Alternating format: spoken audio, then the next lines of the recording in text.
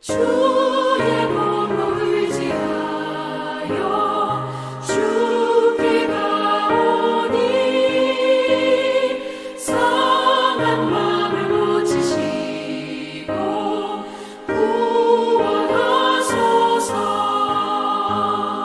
주여 주여 내가 비오니 죄인 돌아실 때에 날 부르소서. 만복 그가 우리 주여 위로하소서. 우리 주와 같으시니 어디 있을까. 주여 주여 내가 비오니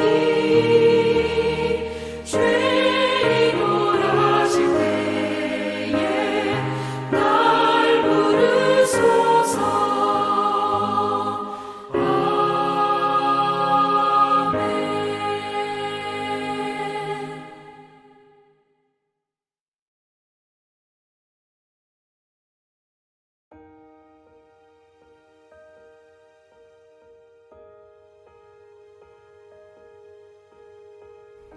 이에 여호수아가 아침 일찍에 일어나서 이스라엘을 그의 지파대로 가까이 나오게 하였더니 유다 지파가 뽑혔고 유다 족속을 가까이 나오게 하였더니 세라 족속에 뽑혔고 세라 족속의 각 남자를 가까이 나오게 하였더니 삽디가 뽑혔고 삽디의 가족 각 남자를 가까이 나오게 하였더니 유다 지파 세라의 증손이요 삽디의 손자요 갈미의 아들인 아간이 뽑혔더라. 그러므로 여호수아가 아간에게 이르되 내 아들아 청하노니 이스라엘의 하나님 여호와께 영광을 돌려 그 앞에 자복하고 내가 행한 일을 내게 알게 하라. 그 일을 내게 숨기지 말라 하니 아간이 여호수아에게 대답하이르되 참으로 나는 이스라엘의 하나님 여호와께 범죄하여 이러이러하게 행하였나이다. 내가 누락한 물건 중에 시날산의 아름다운 외투 한 벌과 은 200세겔과 그 무게가 50세겔 되는 금덩이 하나를 보고 탐내어 가졌나이다. 보소서, 이제 그 물건들을 내 장막 가운데 땅속에 감추었는데 은은 그 밑에 있나이다 하더라. 이에 여호수아가 사자들을 보내매 그의 장막에 달려가 본즉 물건이 그의 장막 안에 감춰져 있는데 은은 그 밑에 있는지라.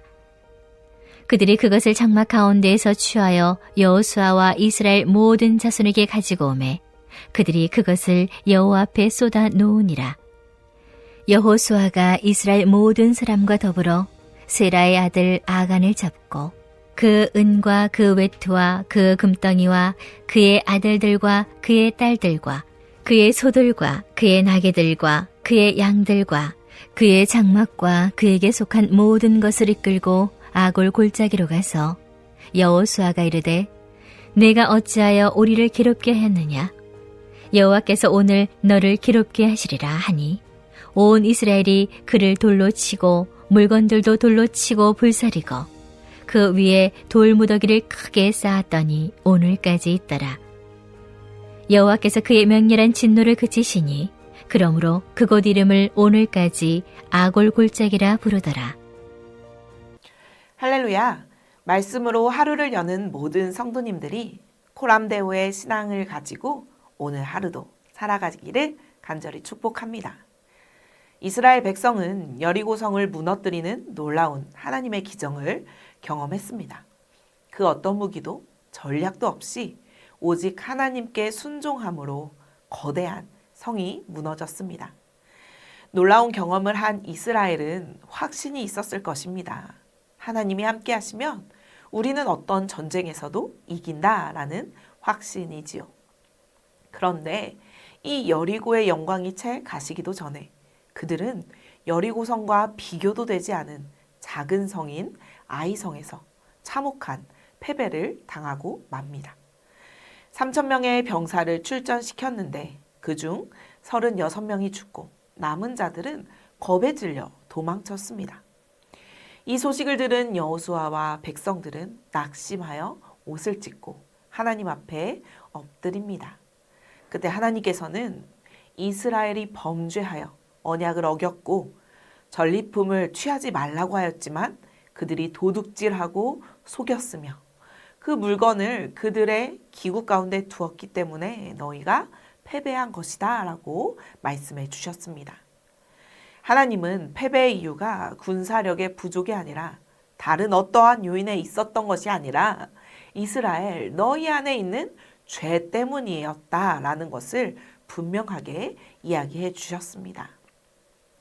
죄와 부정은 거룩하신 하나님과 단절시키는 요소임을 우리는 기억해야 할 것입니다.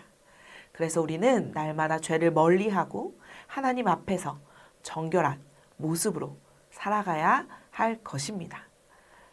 여호수아는 이제 하나님의 명령에 따라 다음날 아침 일찍 일어나 지파별로 사람들을 세워 언약을 어긴 자를 색출해내는 과정을 시작합니다.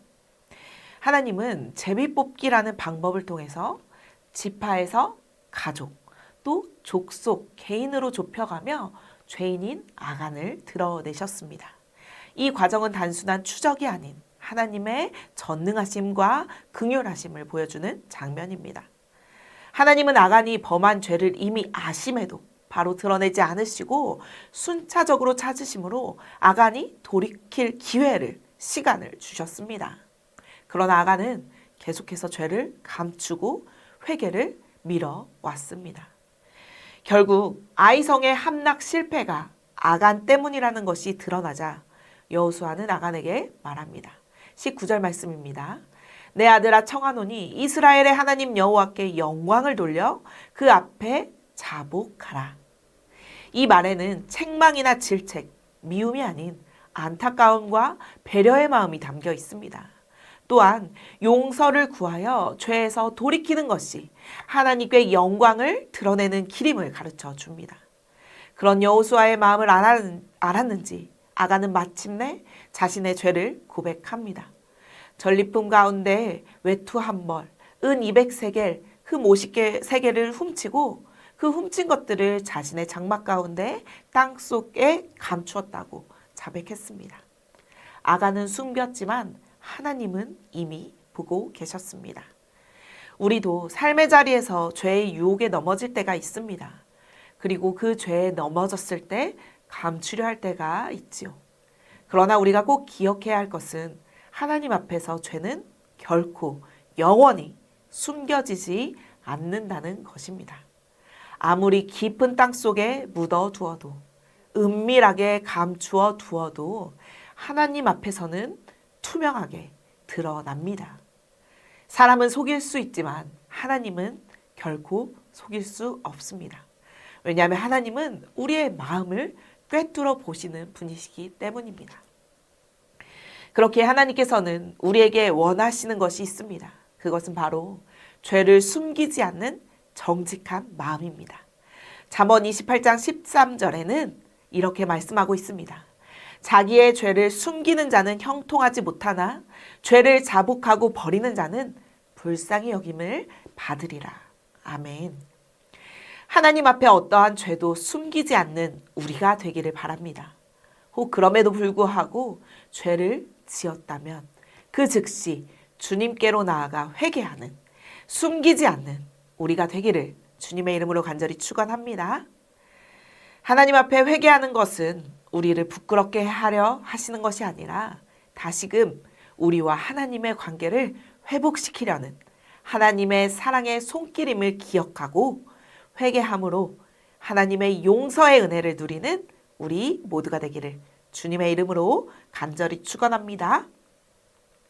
다시 아간의 고백을 살펴보면 죄의 과정은 매우 분명하다는 것을 알 수 있습니다.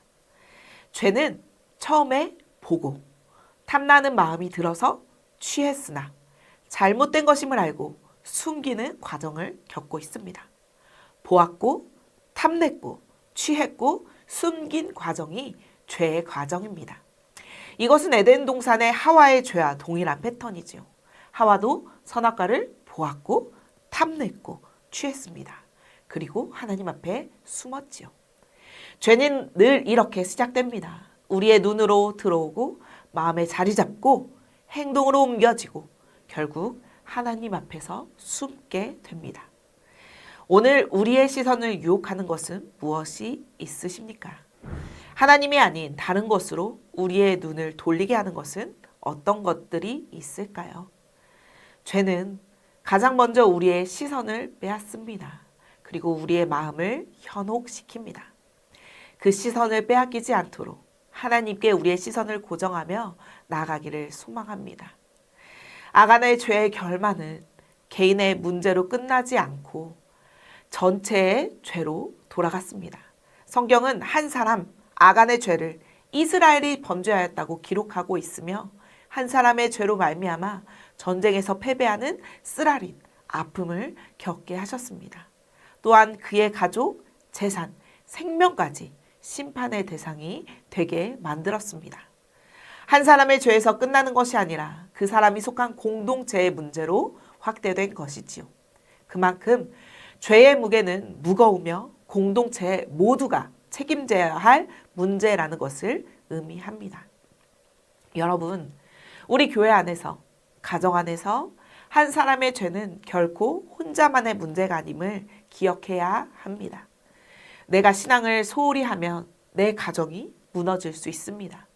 내가 거룩함을 잃으면 우리 교회의 영적 힘이 약해질 수 있습니다. 그렇기에 우리는 서로를 위해 기도하며 서로의 신앙을 돌보는 언약 공동체로 살아가야 합니다. 나의 신앙도 중요하지만 우리 가정, 우리 선교회, 우리 사랑방, 우리 교회에 속한 모든 이들의 신앙이 바로 설 수 있도록 우리가 한 마음으로 기도하며 나아가는 전주 안디옥교회 모든 성도님들이 되기를 축복합니다. 오늘 본문의 끝은 여호와의 진노로 인한 결말을 이야기해 주고 있습니다. 이스라엘 공동체는 이 사건에 아골 골짜기라는 이름을 붙였습니다. 아골은 괴로움, 고통이라는 뜻을 가지고 있습니다. 한 사람의 죄로 인하여 공동체가 무너졌고 아픔을 겪었습니다. 괴로움을 겪었습니다. 그러나 놀라운 것은 여기서 끝이 아니라는 것입니다. 하나님께서 훗날 호세아 2장 15절에서 이렇게 말씀해 주셨습니다. 내가 그에게 아골 골짜기로 소망의 문을 삼아 주리니. 죄와 심판의 자리였던 이 아골 골짜기를 하나님은 회복과 소망의 자리로 바꾸셨습니다. 이것이 바로 복음의 능력입니다. 우리가 죄를 인정하고 회개할 때 하나님은 괴로움의 골짜기를 다시 소망의 문으로 바꾸어 주십니다. 사랑하는 전주 안디옥교회 성도 여러분, 오늘 본문은 단지 한 사람의 비극적인 이야기가 아닙니다. 이 말씀은 우리 모두에게 주시는 경고이자 초청입니다.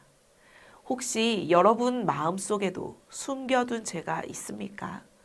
남들은 모를지라도 하나님은 알고 계십니다.